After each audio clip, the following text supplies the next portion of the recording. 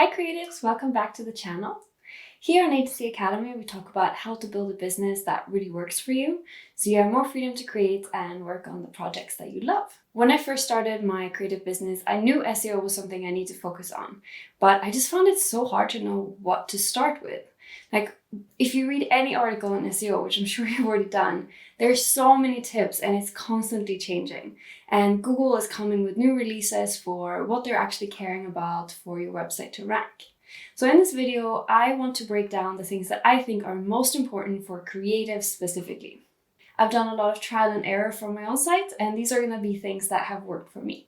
We're going to be talking about 4 different things. First one is going to be site speed.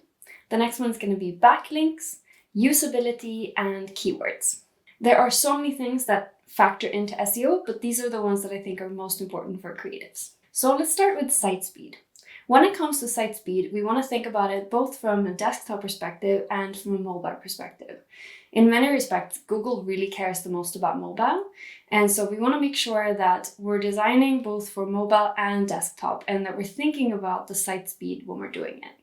There's a couple things we can do that are super actionable. The first one is file size. I know it's super tempting to put all of the most high resolution images on our website, but it does tend to really slow down the websites. And in most cases, you're probably the only one who's actually noticing that those images are that high res. Another benefit of not having the highest resolution images on your website is actually copyright. So I had the very fun experience of finding some of my custom illustrations on a stock site one day and realized that they had just gone to my website, and because they were such high resolution images, they were able to basically grab them and then reuse them on the site. And even though we had copyright linked on our website, it's just so much work to go into trying to reclaim that. And so save yourself a little bit of that hassle by just putting lower resolution images. And it will be fine for anyone viewing it. It will still look really high quality.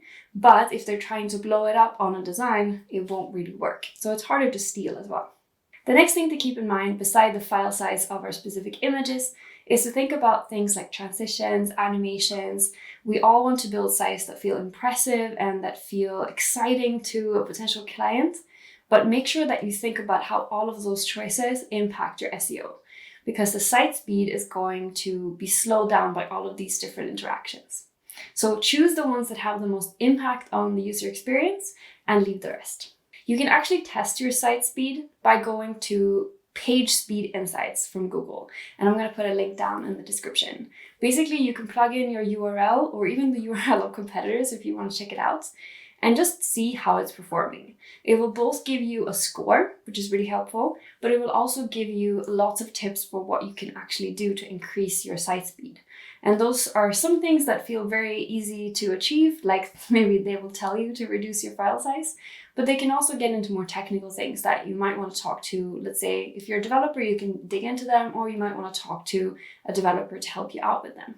One thing that I think I had a kind of a hard time with when it came to SEO was I heard that backlinks were so important for my page rankings. And I just found it like, how am I going to get people to link to my content? And a lot of people were just saying, oh, if you have great content, then people will link to it. But in my opinion, that's kind of like the chicken and the egg, right?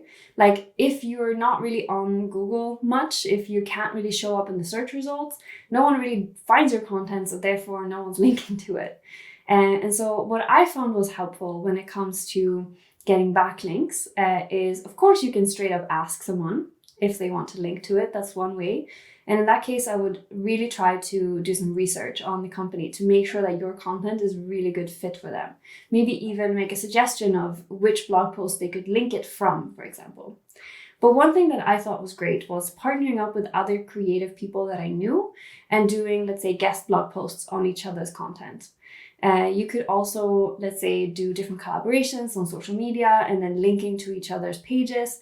Things like that feel a little bit more organic to me, a little bit less salesy and a bit more like you're adding value.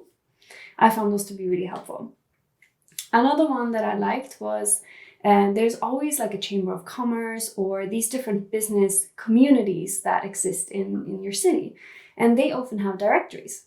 So one thing you can explore is to have a look if you could join one of those directories. Sometimes it's free, sometimes it's not. So have a look and see what works for you. Another really good one to keep in mind is usability. And this is one that was rolled out more recently in the sort of SEO history. So I guess Google noticed that a lot of pages were not very helpful, but they had lots of great keywords. So they started looking for sites that were really nice to use, that people wanted to stay on for a long time, and that answered their questions specifically.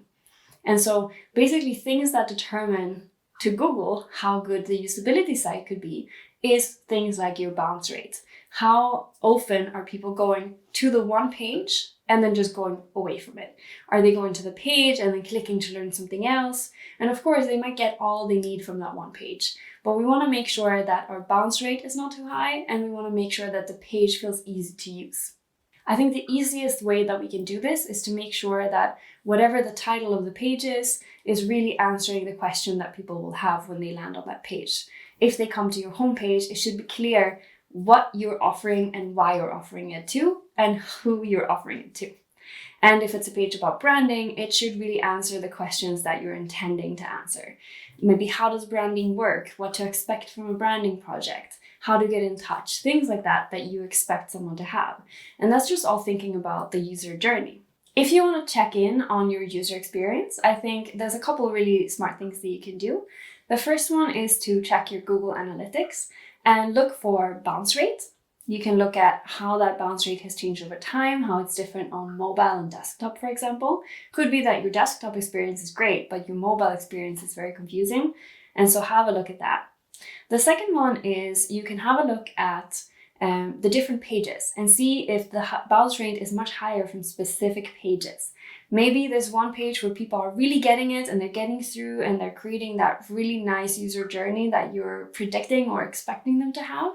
And then maybe in some pages, they're just not quite understanding what the next step is and they're just leaving. And then you can focus your effort on those pages. There's also a tool that I've been using in the past called Crazyegg. And there's lots of tools like this. It's basically a heat map. So you can see how people are using your site. And it can be either through recordings, like anonymous recordings. So you can see where people are clicking. And this can be so, how do you put this? It can be so frustrating when you want them to take a specific action and you can tell that they're being confused. You just want to help them. So these can be situations where you're noticing that no one is realizing that something is a button, for example.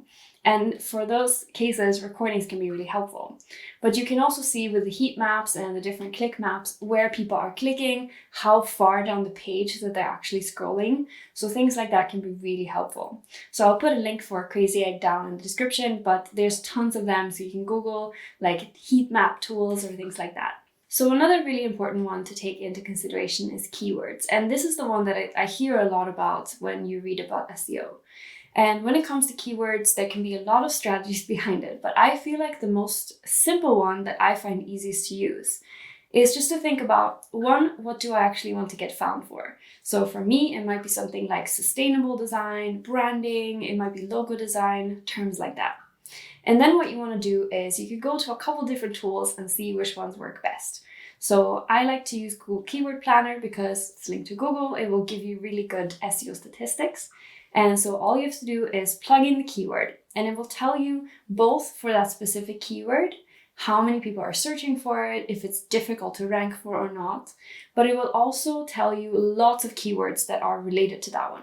So let's say that you put in branding and it has a really high competitive level. Then it might give you, for example, visual identity design as an option. And then you can start putting that in.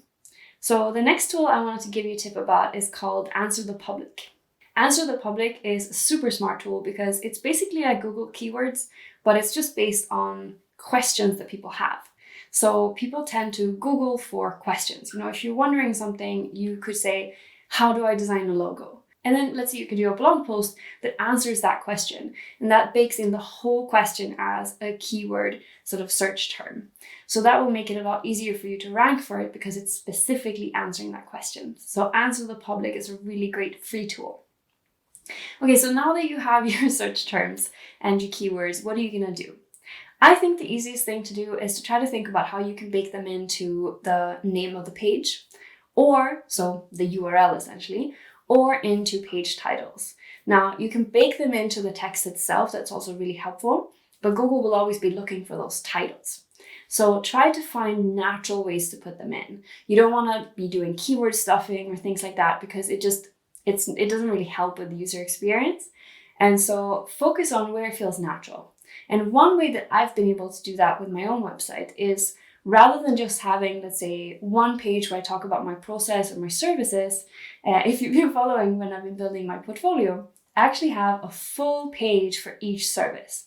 So in the page about branding, I will mention the word branding lots of times, but it will be in a normal conversation, natural tone. It's not keyword stuffing. So I think creating specific pages for each service is a really good way of actually creating content and keywords that work specifically for what you want to be found for.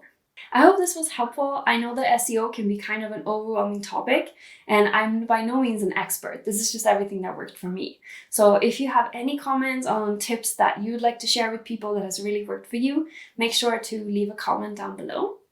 Thank you so much for watching. If you liked the video, make sure to like and subscribe and hit that notification bell, and I'll see you next time. Good luck with your projects.